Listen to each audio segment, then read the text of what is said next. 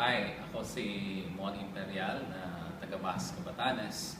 At nais kong ibahagi ang aking karanasan sa napakagandang produkto ng Guide to Greatness, ang Healthy Greens. Meron akong gastroesophageal reflux disorder at nitong mga nakaraang araw, dati-dati kasi nag-stock ako ng Gaviscon sa ref. Pang-alalay kasi pag biglang umatake sa gabi, makatulog lang ako, yan ang tinitake ko. Ngayon, nung time na yan, wala akong na-stock na Gaviscon sa bahay.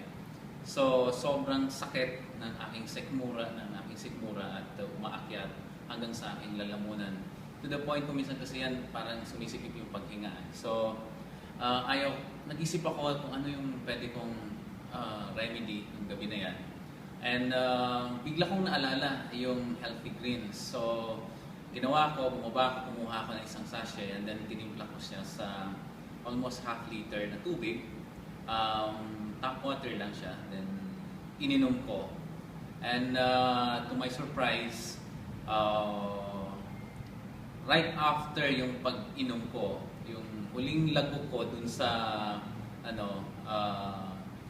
tinimpla kong Healthy Greens, nawala yung sakit ng sikmura ko.